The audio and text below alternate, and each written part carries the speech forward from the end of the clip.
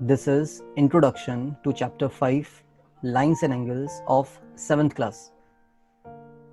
Continue करेंगे इसको हम. Can two obtuse angles be supplementary? क्या दो obtuse angles supplementary हो सकते हैं? देखिए, जो मिनिमम obtuse एंगल है, हम फर्स्ट पार्ट कर रहे हैं. Minimum obtuse angle. obtuse angle होता क्या है? O for obtuse, A for angle. obtuse angle must be greater than 90 degree, right angle से बड़ा, and must be less than 180 degree. इनके बीच में कुछ भी हो सकता है. तो सबसे छोटा मेरा obtuse angle कितना होगा? 91 होगा. क्यों?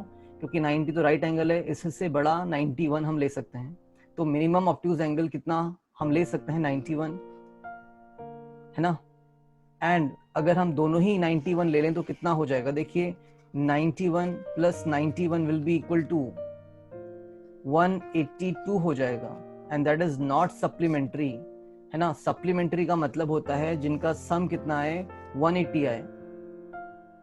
तो that is not equals to 180. So what we can say, अगर हमने मिनिमम ऑब्ट्यूज एंगल भी लिया है तो वो भी कितना आ रहा है? 182 आ रहा है. That is 2 more than 180 degree. So इसका आंसर हो जाएगा नो, है ना. समझ के कर लीजिएगा.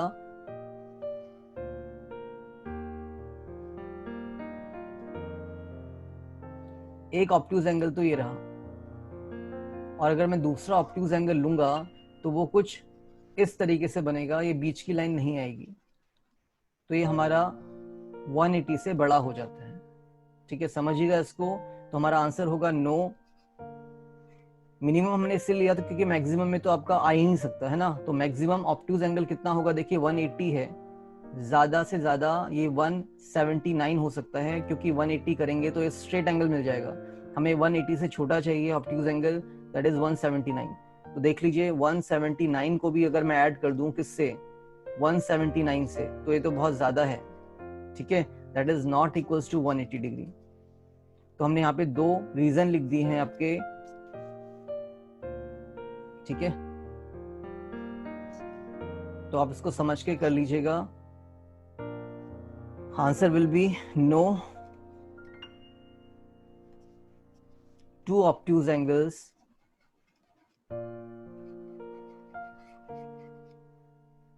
can't be supplementary. can't be supplementary. supplementary means जिसका सम, दो एंगल्स का सम 180 आए, उनको हम सप्लीमेंट्री बोलते हैं. That is the first part answer. Note it down. Second part, can two acute angles be supplementary? तो yes, it can be true. दो एक्यूट एंगल्स लेंगे तो क्या वो सप्लीमेंट्री हो सकता है? तो नहीं हो सकता बच्चे, ये भी नहीं है, ट्रू नहीं हो सकता. देखते हैं टू एक्यूट एंगल्स. तो एक्यूट एंगल की प्रॉपर्टी क्या होती है? ACUT. Acute angles should be greater than 0 degree but less than 90 degree. Right angle से छोटा होना चाहिए और 0 डिग्री से बड़ा होना चाहिए, उसको हम एक्यूट एंगल बोलते हैं. तो सबसे छोटा मिनिमम एक्यूट एंगल्स क्या हो सकता है हमारे पास? मिनिमम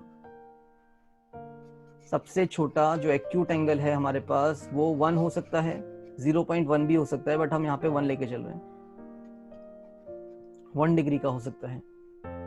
तो देखिए, अगर मैं 1 डिग्री प्लस 1 डिग्री कर दूं तो कितना आएगा? 2 डिग्री आएगा, which is not equals to 90 degree. Sorry, 180 degree तो नहीं हो सकता ना, 90 बोल रहे हैं इसको. कितना होगा? सप्लीमेंट्री की बात हो रही है. सप्लीमेंट्री मींस 180 के इक्वल तो नहीं होगा ये. अगर हम मैक्सिमम की बात करें, है ना, फॉर लिख लेते हैं यहाँ पे. फॉर मैक्सिमम एक्यूट एंगल,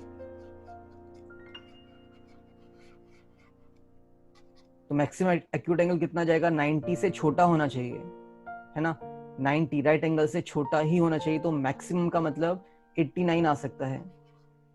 90 नहीं हो सकता, 89 हो सकता है. तो देखिए 89 डिग्री प्लस 89 डिग्री अगर मैं करूं तो कितना होगा?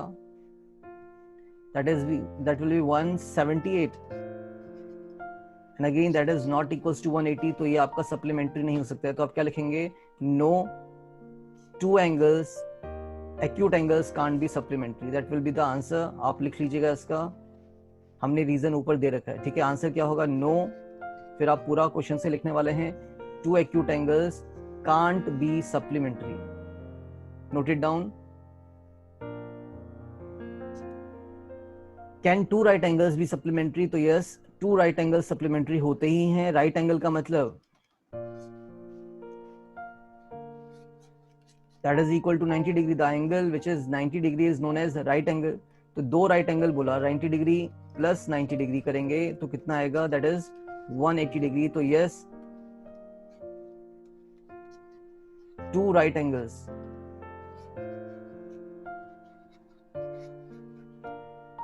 Are supplementary, two right angles are exactly supplementary, है ना। रीजनिंग क्वेश्चन है, थोड़ा समझ के करिएगा, इसको कैसे करना है मैंने आपको बता दिया है। आगे बढ़ते हैं। Find the pairs of supplementary angles. You have to find the pairs of supplementary angle. पहला फर्स्ट पार्ट देखते हैं। तो आपको करना है, अगर हम इनको ऐड करें तो कितना है ना, 110 डिग्री प्लस 50 डिग्री अगर हम करेंगे तो that will be equal to 160 degree, and that is not equals to 180। So not supplementary, not supplementary. ये एंगल्स के पेयर क्या नहीं है? सप्लीमेंट्री नहीं है। या फिर आप पूरा लिखना चाहते हैं, the pair of angles, the pair of angles are not supplementary. हमने दिखा भी देना है इसको और लिख भी लेना है, ठीक है। नेक्स्ट देखते हैं सेकेंड पार्ट। इसी तरीके से आप लिखने वाले हैं। पहले इनको ऐड कर लीजिए, 105 प्लस 65 कितना होगा? दोनों पेयर्स को ऑफ एंगल्स को हम ऐड कर रहे हैं, दैट विल बी 170। यस, 170 है ना। Again that is not equals to 180 degree. तो आप क्या लिखेंगे?